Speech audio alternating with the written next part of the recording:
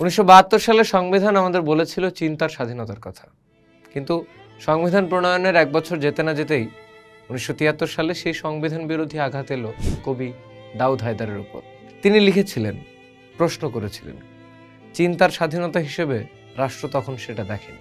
কালো সূর্যের কালো জ্যোৎস্নায় কালো বন্যায়, এই কবিতার অক্ষরের কারণে তার বিরুদ্ধে নামিয়ে আনা হয় রাষ্ট্র ও ধর্মের রাজনীতির জনরোষের মিলিত খড়গ।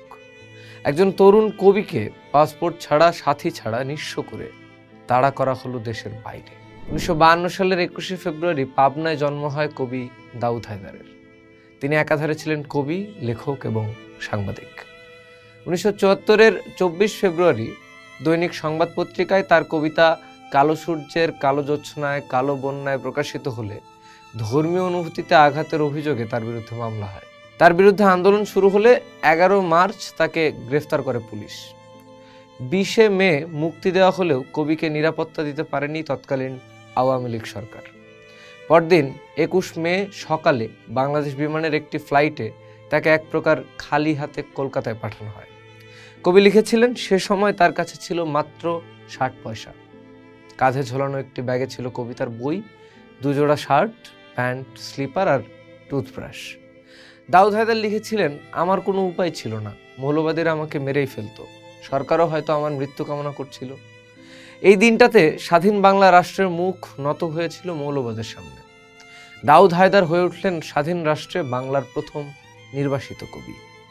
দাউদ হায়দারের জীবন হয়ে উঠল দীর্ঘ এক উদ্বাস্তু জীবন। কলকাতা, জার্মানি হয়ে হাসপাতালের নীরব বিছানা পর্যন্ত গড়িয়ে যাওয়া একলা ভ্রমণ। চিন্তার স্বাধীনতার জন্যই পৃথিবীর ইতিহাসে কবি, দার্শনিকদের বারবার লড়তে হয়েছে।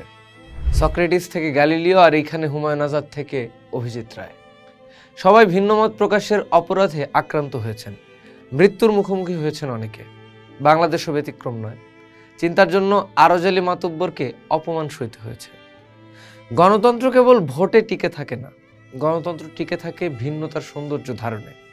আমরা একমত হই বা দ্বিমত, এই দ্বিমতের স্বাধীনতা রক্ষা করাই তো সভ্যতার মূলনীতি। তাই প্রশ্ন থেকেই যায়, আমরা কি সত্যি ভিন্নমত ধারণের সমাজ তৈরি করছি?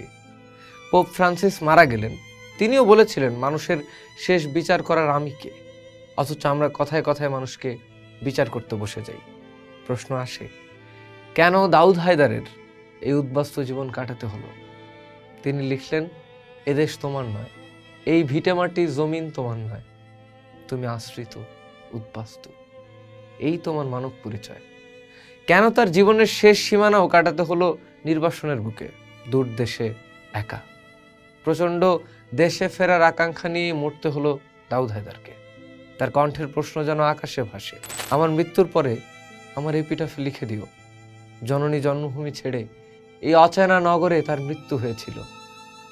মূলত সে কবি, তারও আকাঙ্ক্ষা ছিল স্বাধীনতা, গণতন্ত্র, সাম্য, আর শুভ্র স্বপ্ন ছিল বিজয়ী যোদ্ধারই মতো। বাংলাদেশ কি একদিন সত্যি এমন এক দেশ হবে যেখানে একজন কবি, সমাজকর্মী, শিল্পী চিন্তার স্বাধীনতার জন্য নির্বাসিত হবেন না? চিন্তার স্বাধীনতা কি অপরাধ?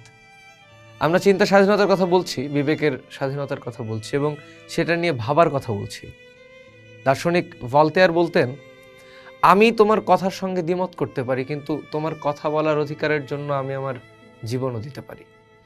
আমরা যদি চিন্তার দ্বিমতকে ধারণ করার রাষ্ট্র হতে না পারি, তাহলে গণতান্ত্রিক হতে পারবো কি? পোস্ট দেখুন, ভাবুন, করুন, থাকুন পোস্টের সাথে।